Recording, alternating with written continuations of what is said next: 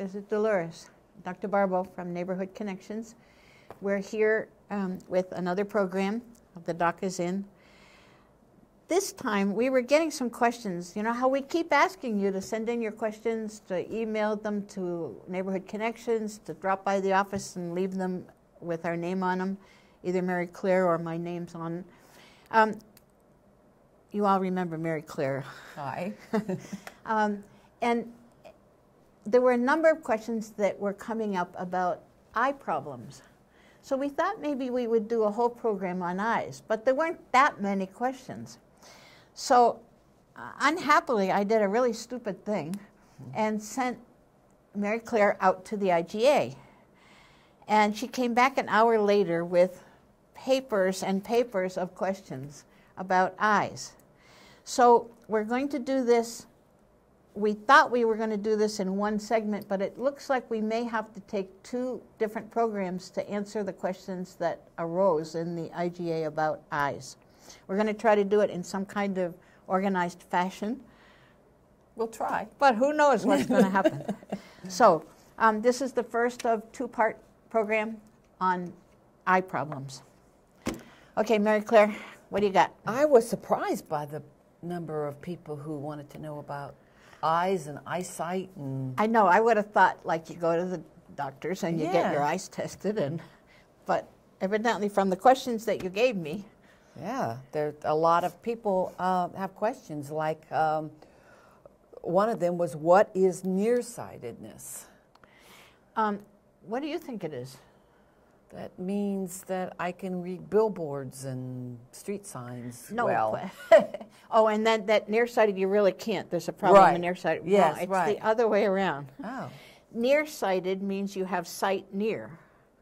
I'm nearsighted. Yes. Oh, okay. Okay. So nearsighted people can see things, like they can pick up a piece of paper and they can read it fine.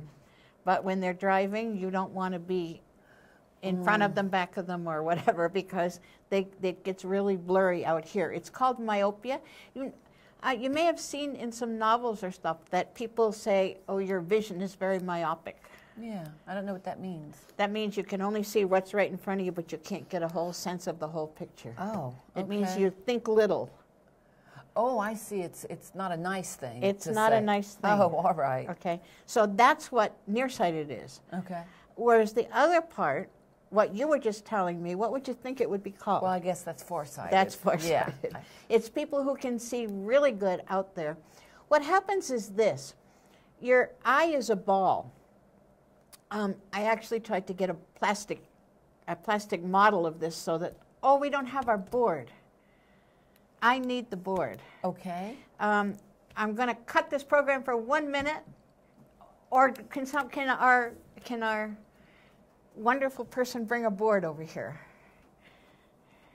And the reason I need a board is because I want to explain a little bit about the eye, or none of these questions are going to have any sense.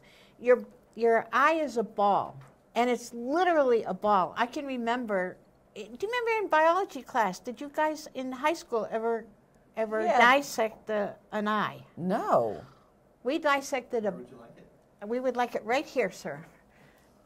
For all of you who, I don't know if you've ever met Garrison, but Garrison you've seen at all of our Christmas stuff out here. You've seen him at all kinds of weddings and all kinds of whatever. He shows up. And Garrison is there. You normally don't see me because I'm behind the camera. That's right. That's but right. he's the guy with the camera. Yes. Okay. So this ball, this eye that, I remember we did cow's eyes. Oh. Yeah, and it's a big, it looks like a white ball, and it's got an iris in the middle of it, like those things that you see in the party stores. Yes, Okay? yes. Uh-huh. But that iris thing with the black middle, that pupil, is not a black thing. That's a hole. Okay? So this thing that gets bigger in your eye is a hole. And so what you're going to look at is basically in an eye, you're going to see a ball with, this is your skin here. Okay. So the only thing that comes out here is this part here. And right here to here is our iris, okay, that has the color. But this is covered by the cornea. Okay, the cornea is a thicker membrane that covers the part that moves, the colored part and the black hole. Down here, there's things holding, membranes holding on a lens. Okay, and that lens is a real lens. If you dissected, in biology, if you dissected a cow's eyes, there was this hard thing there. And it was a lens. It was a lens like an old camera lens. And it's right here in your eye, so that the vision comes in here, comes through this hole, right in through this lens, and back here to the retina. Okay, this is your retina back here. This all of this. At the very bottom? Yep. The retina? Or the very back, okay? Yes. Oh, okay, yeah. This lens, however, is not a hard lens like you might see in a camera. This lens is soft, and it focuses. Just like on a normal camera, you have to turn things and make this lens can get thinner and thicker depending on where you're trying to focus. So like a contact lens? Well, a contact lens doesn't change. Okay. A contact lens, it's true.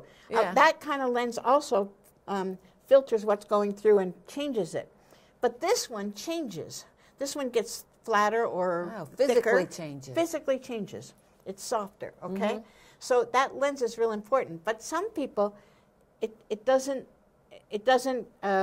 can't focus, it can't get flat enough or wide enough to focus what's coming through, and so you can't exactly focus. And those are the people that are farsighted or nearsighted. Okay. It's a problem of their lens. Oh, okay. Okay? Yeah. That it doesn't adapt to the distance they're trying to focus. So it has nothing to do with the whole eyeball. With the whole eyeball. Yeah. Okay. Okay. Now it can, in the end, because it's not doing that. Normally, the vision that you're trying to see would come through here. Would come through here and land back here. But if it shortens it too much, all of a sudden it lands here, and it doesn't land against the camera part here that has to see it. Or it focuses it so far back that if it could, it would focus it back here. It doesn't land where the camera has to see it. Okay, so that's nearsighted and farsighted. Okay. It's the lens that doesn't adapt to the picture. Okay, and that's a myopic person or a hyperopic person. Well, so what is the cure for that, or the treatment for that? Do you know anybody who's been treated for this? Well, What do you got on your face? Oh, yeah, glasses. And what do you think the glasses would do? I don't make up for the it's not being done. Exactly. They So make it's a up lens. That's Is it? another lens. So that Okay. refocuses what that lens can't do. It changes the distance and makes it focus here. Oh, Okay. yeah. And you can have one eye that's perfect and one eye that's farsighted and one eye that's nearsighted and one. In fact, people that have contact lens and they have this problem that they can't focus well on one or the other, they learn to focus nearsighted with this eye and farsighted with this eye with the contact lens. They have two different contact lenses totally. Is that most people have two different contact lenses, or? Only if you have that problem. Oh, okay. I don't know Yeah. how that would be, but there it is. Well, Okay. another woman in there was talking about astigmatism, that she tried to use her mother's glasses to read. Oh, yeah, Sometimes people she do that lost all her- the time. Yeah, They and since borrow she each can't other's do glasses. it, yeah. Because you can't see through them. Yeah, why is that? She wanted to know. Okay. Well, I guess she wanted to know what astigmatism was. Okay. Astigmatism is this. You know, like I told you that you have this cornea going over your eye, okay? Astigmatism is one of, it's when things get wavy. Instead of being smooth so that the light comes right through here smoothly, Thank you. the cornea can be rippled. The cornea itself is rippled? The cornea can be rippled. And if it's rippled, then the light kind of hits it, just like if you were coming through, you know the old glass when you buy a hand, those wonderful old panes of glass that are... Those old lead glasses? Yeah, the lead glass. Yeah. And it can be sort of rippled, so you're looking through something and the trees aren't clear. Yeah, that's a good... Okay, that's astigmatism. Oh, okay. You can also have astigmatism by having your lens rippled. Okay? So anything that's going to distract from the clear presentation of that light right through your eye, that's astigmatism. And so when you correct it, your eyeglass has to also be rippled. All right, so if you put, like I have astigmatism, if you put my eyeglasses on, you can't figure out how I can see through them. But it actually unripples my glass by filling in those hills and valleys. It makes it clear again. What causes that? Do we know? It's usually genetic. Oh. You're born with astigmatism, and Yeah. you adapt as you're a kid. You sort of adapt to it. And like I never wore glasses till I was 45 or so. And I don't really need them. I can actually do fine without them, but my eyes get tired. Oh, That's astigmatism. Yeah, all right. Yeah, I thought that was a great question. Yeah, that. It seems that all the old people wear glasses. Why is that? Is it? Because we're old and we like to look professional. That's another, that's partly just the aging process of the lens. Okay. And it can't, you know how I said when you look out there and then suddenly I look down here, my lens went like this, or my lens went like that, depending on how it has to filter. As we get older, it can't filter very easily. It filters slowly, and that's what I think that question refers to. The focus is a lot slower. And so it's easier to wear glasses and not make your lens try to move so quickly. Okay, because it is kind of true. It does seem like you see a lot of older people with glasses. The older we get Yeah. like that, yeah. Someone's child had pink eye. And remember pink eye in school? yeah, and she wanted to know what causes pink eye. What is pink eye? Everybody knows pink eye is a pink eye. No, we've all seen a pink eye, and usually it can be one eye, although most often it ends up being both eyes. We all know that pink eye is contagious and that pink eye needs an antibiotic, right? Oh, I didn't know that. Oh, good. Oh, Because most people get upset when they come in with pink eye and they want you to give them an antibiotic cream. oh, And they keep their kid out of school and they do all these other things. And that's not really true. Pink eye can be caused by a virus. And you know that a cold or the flu that we're all having that's going around right now, a virus is not cured by antibiotics. A cold just has to run its course, or the flu has to run its course if you haven't stopped it with Tamiflu right away. And the same goes with a viral conjunctivitis, it's called. oh. Itis means inflammation. Appendix, appendicitis, tonsil, tonsillitis. Conjunctiva, which is the white part of your eye, conjunctivitis. Okay? And that pink eye, if it's caused by a virus, just has to run its course. If it's caused by a bacteria, it can be treated with antibiotic. But you can have a conjunctivitis that's due, you've seen people with allergies, with their little kids, they're moco. That's Spanish.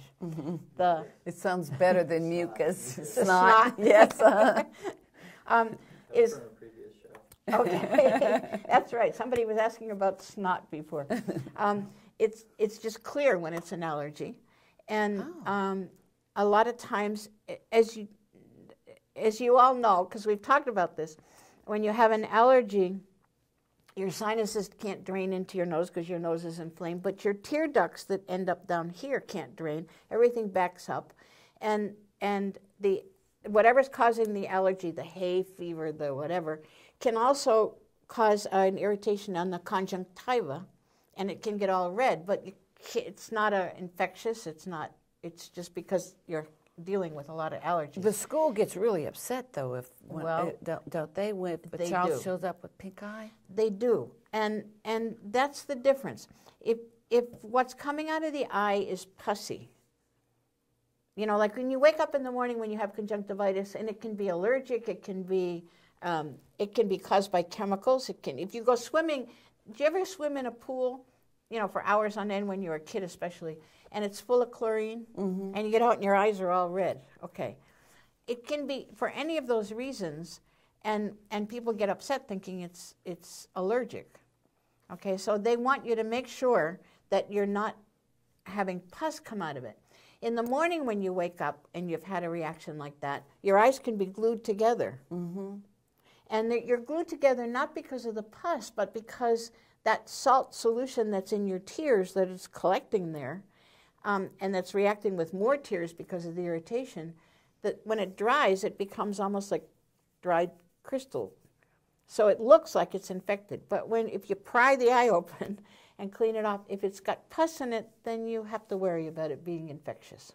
And it can be infectious from bacteria, or it can be infectious from viral, okay? But that can be contagious.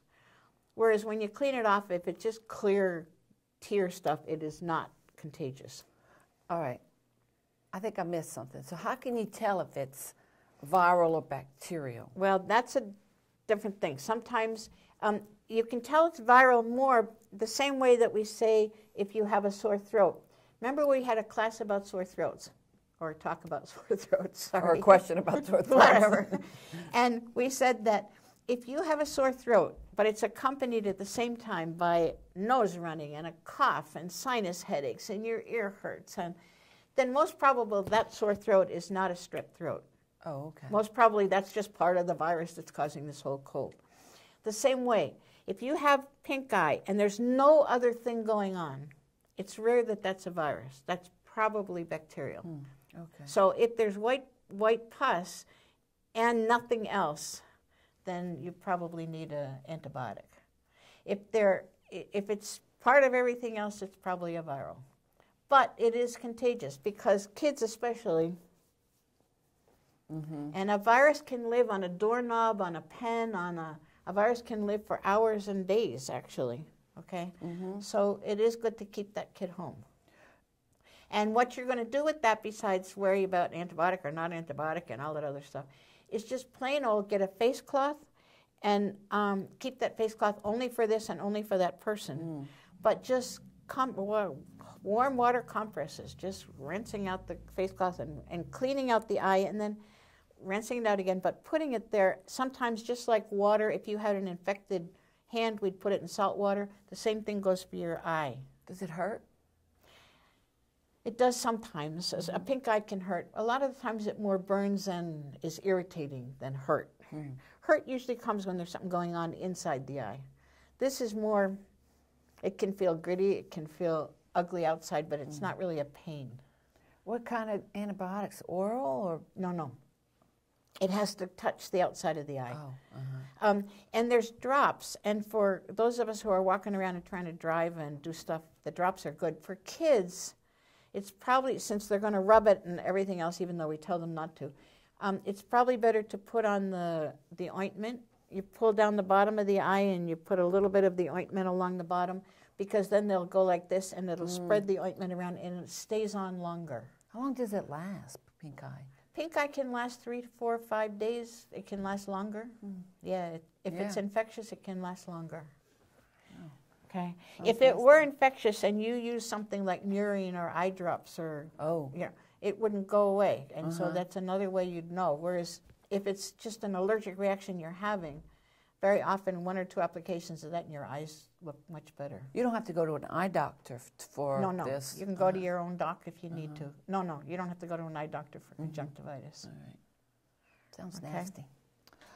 Oh, someone said that they got something in their eye. They didn't know what it was. It was something was in their eye that was irritating them, and they didn't know what to do. Okay. No, well, that's sort of a loaded question. The something in your eye, there's times when you can do something yourself, and there's times when you should go to the ER or someplace when it's an emergency. No, if you got something in your eye that was very sharp, and so maybe punctured part of your eye, you should go to the ER. If it's still in your eye, you should go somewhere to the ER or up to the clinic here. Okay. If your eye is bleeding, like if it's obvious there's been a puncture. Eyes can bleed? Right, because you know how we just talked about pink eye? Yeah. All those little capillaries, all those little tiny blood vessels that make it pink bleed. bleed, Oh, okay. which means it got punctured. Okay. Okay? And what you don't want is an infection inside that eye. Okay? So if it got punctured, if it's bleeding, if there's something sharp sticking out, it's still there. If whatever hit you with force, you can't really tell, but you knew whatever it came, it zinged at you from start. You should go get it checked up, even up at the clinic. It doesn't really have to go to the ER. I forget that the clinic here actually has all the equipment it needs to take a good look at that. Yeah. Okay. Okay. If you're going to go up to the clinic and there's still something in your eye, you don't want your eye moving, because if you tend to close your eye over, and when we blink. If you move your eye, all you're going to be doing is scratching it. If it happens to be still under your eyelid, every time you move your eye from one place to the other, you're going to be scratching the cornea and scratching the conjunctiva. So you don't want to. You want to cover that eye so that you tend not to be moved. And the ideal is to cover both eyes, because if not, even though you cover one eye, I'm looking all over the room, I'm looking at you, I'm looking, and I'm moving both eyes. Oh, it's true. I can't stop moving that other eye. Even Garrison's trying it. It's true. It is true. Yeah. So if you've got something in your eye and you're going to have to see somebody, cover both eyes. Get somebody else to take you up there, please. Yeah. All right? And that's a real important thing. And even if you go to the ER or go to the clinic, and we have up at the clinic, they have, for instance, we always had a sterile magnet. Because one of the common things we saw were people who were working with metal, and welding, and got metal in their eye. Oh, wow. And we just put the sterile magnet right there, and it pulled it right out without us doing anything, putting any instruments there, no? But if after you've gone and they send you home, you still feel like something's there, it's uncomfortable, there's pain, go back. Okay? What they're going to do when you go up there is put a local anesthesia in, and without doing a whole lot else, no, they're going to clean around it, put a drop or two, and you're not going to, all of a sudden the pain's going to be gone, which is wonderful. And then they're going to put this, they're going to touch it with a paper, a wet paper, that has a little bit of bright orange fluorescent dye to it. And all of a sudden your whole eyeball gets orange. And they turn all the lights off and they look at it with a blue cobalt light. And that orange just shines any place there's a hole. If there's no hole, if there's no puncture, if there's no laceration, you're just looking at an eye with a blue light. But on every tiny little bit of hole there, so they're going to do that, okay? It's not anything that lasts. To look for a hole. Yeah, to look for a hole, okay? And then they will, if they can't find anything else, then they're gonna give you some antibiotics and send you home, okay? If you feel like there's something in your eye and you haven't gone yet, should you use Visine or something to flush your eye out? Yes, if you don't think it's any of those things I said, you know, there's no sharp thing and there's no, but we all get dust or grit or sawdust or something in our eye. Or hair or something. Or hair in our eye. Yeah. Yeah. First of all, if you can put the drops in, that's fine. One of the best ways to do it is to get a shallow dish. If you don't have one of those eye cups, which are, who runs around having eye cups in their house? Probably Garrison. Maybe. Get a shallow dish and actually put your whole eye right into that dish. And in that water, use that rather than just a couple drops to clean it out. And within that water, open and close your eye and move your eye around. And that often is enough. If it isn't, sometimes if you take your hand and pull by the eyelashes with your eye in water somehow, if you can just pull it down over your lower, and then just let it go. Sometimes pulling it away from your eye without sticking anything up there. Yeah. Pulling it away from your eye underwater. Sometimes, what I've done sometimes with patients, if I've been someplace where I don't have any other thing, if I can put a faucet on, a running water, not really strong, and put them under the running water and pull their eyelid away from their, you can also take something soft, like this is a great one, putting it here and flip your eyelid up. And you Maybe can sometimes see it. a Q-tip or something like this, Yeah. and just flip it right over that, then you can sometimes see the thing, or somebody else can see what's bugging you. If you can see that, a wet Q-tip, not a dry tip, because that all you're going to get is more cotton pieces. Yeah. But a wet Q-tip rolled up against that will often take it off. Does it hurt? Does that hurt? It hurts. Well, it doesn't, if you're not touching a whole lot, you know, and if it's underwater, even better. Yeah. But if you're not touching the cornea and the conjunctiva, it doesn't hurt quite as much as when you're doing it the inside. Okay? Yeah. Okay. I have a feeling that that might be the end of our first part. I don't know how clear this is, but thank you very much for listening in. If you see Mary Claire in the IGA for any reason, and you have a question that we could answer sometime on the show, don't be afraid to stop her. They might even see me in the pharmacy or the hardware store. Okay. All right, so we'll see you next show for the rest of the eye presentation.